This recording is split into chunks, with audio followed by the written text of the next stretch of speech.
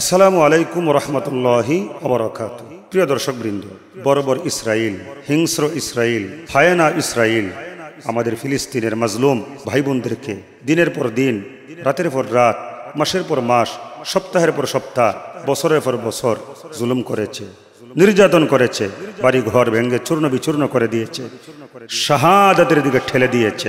কত প্রকারে নির্যাতন করেছে, যত প্রকারে নির্যাতন হয় কোনোটাই বাদ রাখে নাই।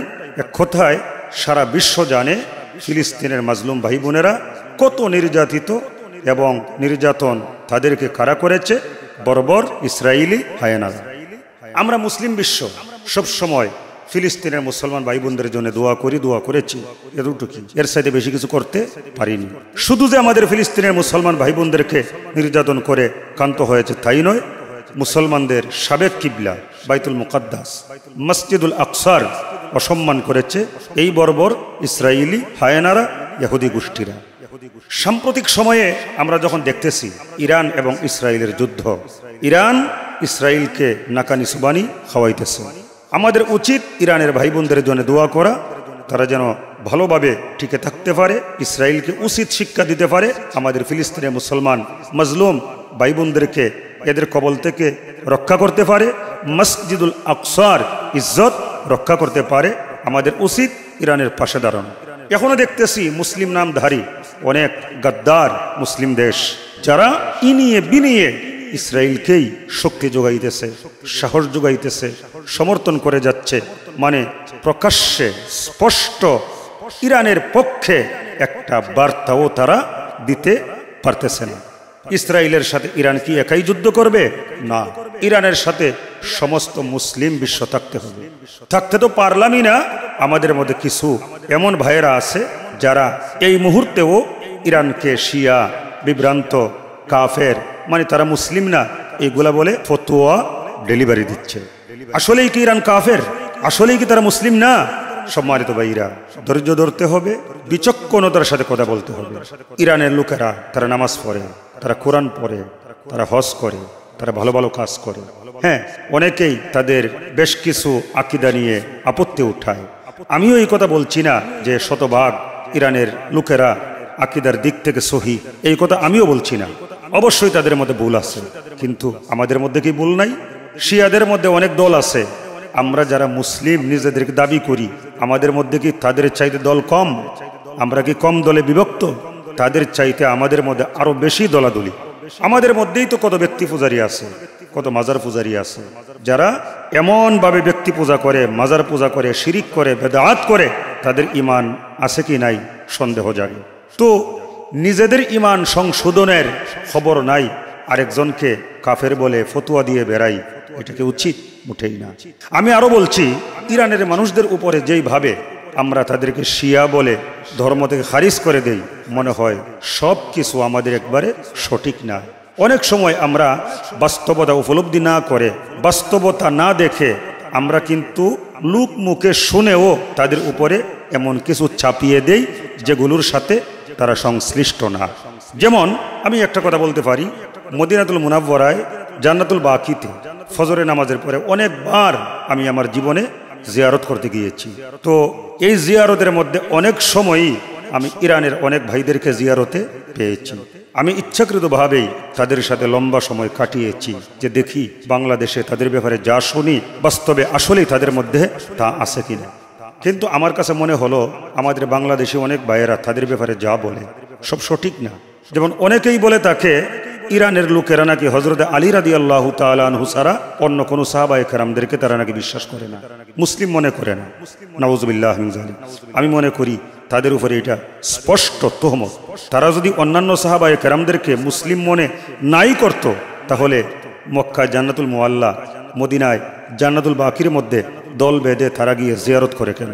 এবং তাদের সাথে আমি দেখেছি একটা লিস্ট থাকে, একটা ছোট্ট পুস্তিকা, কয়েক পৃষ্ঠা বা বড় একটা কাগজ, একবারে ম্যাপ অঙ্কন করা, জান্নাতুল বাকির মধ্যে কোন জায়গাতে কোন সাহাবী শুয়ে আছে আমরা জানি না, কিন্তু তারা কিন্তু সাথে করে ম্যাপ নিয়ে এসেছে। এই জায়গাতে হযরতে উসমান রাদিয়াল্লাহু তাআলা আনহু শায়িত আছেন, এই জায়গাতে উম্মুল মুমিনিনগণ শায়িত আছেন, এই জায়গাতে রাসূলের ফুফুস শায়িত আছেন, ওই জায়গাতে রাসূলের চাচা শায়িত আছেন। এইরকমভাবে আমি জানি না সঠিক না বেঠিক, তাদের কাছে ম্যাপ দেখা যায়। তো সত্য মিথ্যা পরের কথা, কিন্তু একটা জজবার সৃষ্টি হয়, একটা আবেগ তৈরি হয়। তাহলে বলেন, যারা ম্যাপ দেখে দেখে সাহাবায়ে কেরামদের কবরে গিয়ে জিয়ারত করে, আমরা অনেকেই বলে দিচ্ছি তারা নাকি হযরতে আলী রাদিয়াল্লাহু তাআলা আনহু ছাড়া অন্য কোনো সাহাবায়ে কেরামদেরকে তারা নাকি মানে না, বিশ্বাস করে না, মুসলিম মনে করে না। তো শিয়াদের মধ্যে এমন কেউ থাকতে পারে, কিন্তু সবাই না। আমার যাদের সাথে সাক্ষাৎ হয়েছে আমি দেখেছি তারা সাহাবায়ে কেরামদেরকে অনেক বেশি মর্যাদা দান করেন। তারপর আমি আরও শুনেছি ইরানের মুসলিমরা তারা নাকি কুরআনুল কারীমকে বিশ্বাস করে না, তারা মনে করে কোরআনের মধ্যে কমবেশ করা হয়েছে ইত্যাদি ইত্যাদি। তারা যদি আল্লাহর কালামে বিশ্বাসী নাই হয়, আপনি গিয়ে দেখেন মক্কার মসজিদুল হারামে এবং মদিনার মসজিদে নববীতে তারা কিন্তু আমরা যেই কুরআনুল কারীম তেলাওয়াত করি, তারাও তো একই কুরআনুল কারীম তেলাওয়াত করছে। আরও অনেক কথা বলতে পারি, যাই হোক আমি ভিন্ন একটা মেসেজ দেওয়ার জন্য আজকে এসেছি। আমি বলতে চাচ্ছি না ইরানের মুসলিমরা 100% মুসলমান, তারা শিয়া, ঠিক আছে, তাদের অনেক আকীদায় ভ্রান্ততা আছে, এইটাও আমি মেনে নিচ্ছি। কিন্তু আমরা যেইভাবে তাদের নামে ঢালাওভাবে অপপ্রচার চালাই, সব মনে হয় সঠিক নয়। আবার সব শিয়াদেরকে এক পাল্লায় ওজন করলে হবে না, তাদের মধ্যেও ভালো মন্দ আছে, যেমন আমাদের মধ্যেও ভালো মন্দ আছে।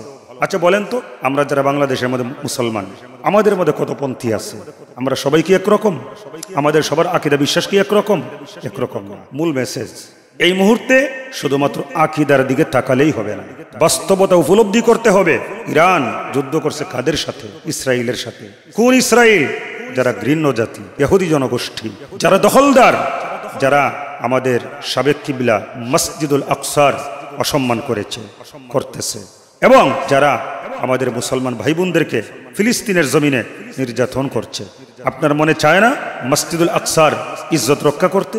আপনার মনে চায় না ফিলিস্তিনের নির্যাতিত মুসলমান ভাই বোনদের অধিকার আদায় করতে, তাদেরকে হেফাজত করতে, তাদেরকে শান্তিতে বসবাস করবার সুযোগ করে দিতে? আপনার কি মনে চায় না? যদি চায়, ঘরে বসে আছেন কেন? যান না কেন? তো আপনিও যেতে পারছেন না। আমাদের আরেক ভাই, আরেক দেশ ওই হায়েনা ইসরায়েলিদের বিরুদ্ধে যুদ্ধ করতেছে। এখন আমরা আবার কেউ কেউ ফতোয়া দিয়ে ইরানকে কুফরির দিকে ঠেলে দিচ্ছি। এই মুহূর্তে আপনার ফতোয়ার উদ্দেশ্য কি? মানে মুসলিম বিশ্বকে ইরানের কাছ থেকে সরিয়ে দেওয়া। আরে ভাই, একটা সুযোগ এসেছে, ইসরায়েল কল্পনাও করে নাই ইরান তাদেরকে এমন শিক্ষা দিবে। যেই চিত্রগুলো আমরা দেখতাম ফিলিস্তিনের জমিনে মুসলমান ভাই বোনেরা পালাইতেছে, না খেয়ে মরতেছে, বাংকারে ঢুকতেছে, আজকে সেই দৃশ্য আমরা দেখতেছি ইসরায়েলের জমিনে। এইটা চোখের প্রশান্তি, মনের শান্তি। এত ভালো লাগছে, এত ভালো লাগতেছে, আপনাদেরকে বোঝাতে পারবো না। যুগ যুগ ধরে যেই দৃশ্য দেখেছি ফিলিস্তিনের জমিনে, ফিলিস্তিনের মুসলমান ভাই বোনদের কাছে, আজকে সেই দৃশ্য দেখতেছি ইসরায়েলে। তো আজকে যে ইসরায়েলের এই করুণ দৃশ্য, তাদেরকে নাকানি চুবানি কারা খাওয়াচ্ছে? তাদেরকে উচিত শিক্ষা কারা দিচ্ছে? তাদেরকে উচিত জবাব কারা দিচ্ছে? ইরান। তাই আপনি যে ইরানকে কুফরের দিকে ঠেলে দিচ্ছেন আর নিজেকে ভেজাল মুক্ত মুসলমান বলে দাবি করছেন, আপনি কি পারছেন? আর ইরান কি করছে, কি পারছে? একটু ভাবেন তো। ফতোয়া বন্ধ করেন, থামান। ইরানের সহযোগী হয়ে ইসরায়েলকে উচিত শিক্ষা দিন। না পারলে ইরানের জন্য দোয়া করুন, দোয়ার মাধ্যমে ইরানের পাশে দাঁড়ান। হ্যাঁ, এটাও সত্য, কিছু সমালোচনাকারী এই মুহূর্তে যেভাবে ইরানের আকীদার প্রশ্ন তুলে সমালোচনা করছে, ঠিক একই সময়ে অনেক বিশ্বনন্দিত বরেণ্য মানুষ ইরানের পাশে দাঁড়ানোর জন্যও নসিহত করে যাচ্ছে। আমাদের বাংলাদেশেও অনেকেই ইরানকে সমর্থন করছে, আমি তাদের নাম বলছি না। একজন আন্তর্জাতিক বিখ্যাত ইসলামিক স্কলার, বিচারপতি, বিশ্ববরেণ্য আলেমের উদাহরণ দিচ্ছি। এই তো 2-3 দিন আগে দেখলাম ইনকিলাব পত্রিকার মধ্যে একটা আর্টিকেল, পাকিস্তানের আল্লামা তাকি উসমানী হাফিজাহুল্লাহ, তিনি স্পষ্ট বলে দিয়েছেন ইরানকে সহযোগিতা করুন, ইরানের পাশে দাঁড়ান, ইসরায়েলকে উচিত জবাব দিন, সুযোগটা কাজে লাগান। আমি জানতে চাই, প্রিয় ভাই, আপনি কি জাস্টিস আল্লামা তাকি উসমানী হাফিজাহুল্লাহর চেয়ে বেশি বুঝেন? উনি যদি এই মুহূর্তে ইরানের আকীদার প্রশ্ন না তুলে ইরানের পাশে দাঁড়ানোর জন্য সবাইকে আহ্বান জানাতে পারে, তাহলে আপনি আমি পণ্ডিত জাহির করার কি হয়ে গেলাম? আসুন ইরানের পাশে দাঁড়াই, ইরানকে শক্তি যোগাই, সাহস যোগাই, ইরানের জন্য দোয়া করি। ঘৃণ্য জাতি, বড় বড় জাতি, ইহুদি জনগোষ্ঠী ইসরায়েলিদেরকে, দখলদারদেরকে উৎখাত করে আমাদের সাবেক কিবলা মসজিদুল আকসার সম্মান রক্ষা করে ওই পবিত্র ভূখণ্ড, যেই ভূখণ্ডে অসংখ্য নবী এবং রসুল জন্মগ্রহণ করেছেন, পদচারণা করেছেন, দাওয়াতি মিশন চালিয়ে গেছেন, সেই জমিনটা আমরা আমাদের মাজলুম নির্যাতিত ফিলিস্তিনি মুসলমান ভাই বোনদের জন্য উন্মুক্ত করে দেই। মহান আল্লাহ সুবহানাহু ওয়া তাআলা আমাদেরকে হেফাজত করুন, আমাদেরকে সুন্দর সুন্দর কাজগুলো করার তৌফিক দান করুন। আল্লাহ সুবহানাহু ওয়া তাআলা আমাদের সবাইকে ভালো রাখুন। আসসালামু আলাইকুম ওয়া রাহমাতুল্লাহি ওয়া বারাকাতুহু।